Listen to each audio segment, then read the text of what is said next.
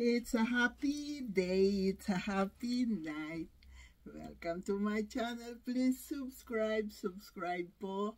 At pag nag-subscribe kayo, liligaya buhay nyo. Pasasayahin ko kayo. Ako po, once a month, yung pinakabalot mismo ng aming mattress, tinatanggal ko po yun, nilalabang ko. Ito ngayon ang kapalit. Ito yung mga bed sheets. May liner din po siya sa ilalim para kung pinapawis-pawisan. Winter na, hindi napapawisan. Pero may air condition po kami. Pag nagtaglamig naman, meron kaming heater. Itong sapin na ito, para yung mattress namin ay protected. Hindi siya amoy. Mahirap lang siyang ikabit. Pero kaya ko po. Pag nasa Pilipinas na ako, hindi ko na kaya ito. Kukuha ko na makakasama ko, makakatulong ko. Ayan po. Ito na po yung cover ng aming mattress. Ito naman yung ating bed sheets. Puti. Every Saturday naman po pinapalitan ko. Kaya okay lang na puti. Mabango. Promise. Mabango siya. Yan. At ito naman yung flat sheet sa ibabaw. Tapos yung comforter namin. Ito po yung protection ng aming pinaka-mattress. Para walang magiging mancha. Yan.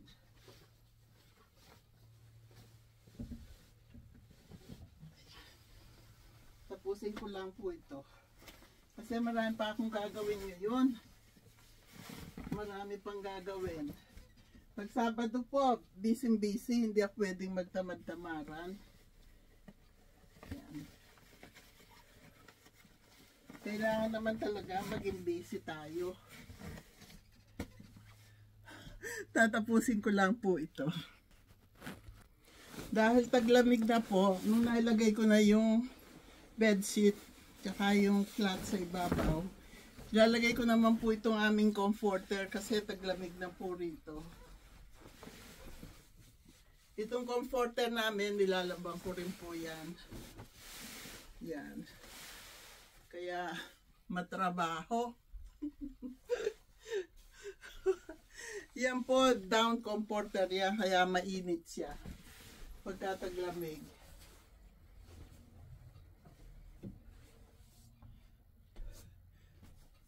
Tuwing Sabado po yan ginagawa ko. Nagpapalit ako ng bed sheets. Itatakin po natin siya.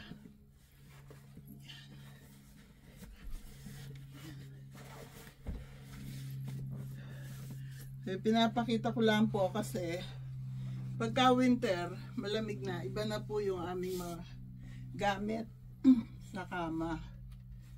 Ayan po. Yan.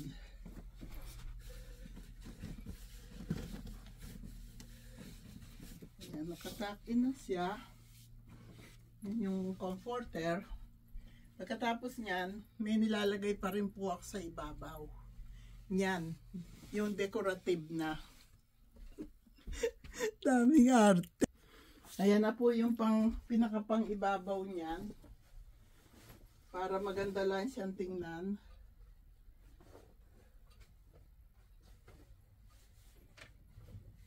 Ayan na po.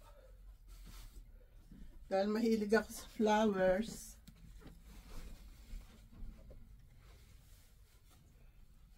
Ako po tumahin ito. Ayan. Para alam nyo na ang kasulok-sulukan sa buhay ko. Ayan. Tapos, Ilalagay ko lang po yung mga unan doon. Pagdating ni Ron, galing sa labas, hihiga na siya. Ginagawa ko po ito pag wala siya, walang istorbo. Ayan na po siya. At yung vacuum naka-ready na din. Magba-vacuum ako. Ganun po ako. Palaging kasunod yung vacuum. At yan naman po yung mga halaman namin dito sa loob ng aming kwarto. Yung pinya nandyan. Yung lemon. Andyan na. Kaya magba-vacuum lang po muna ako. Naisipan ko po hindi pa noon masyadong kalamigan. Yung puti naming comforter ang nilagay ko. Kasi gusto ko lahat puti. Malinis. Ito po. Ganyan po ako. Tuwing Sabado. Kaya ginagawa ko ito pag wala si Ron. Ayan.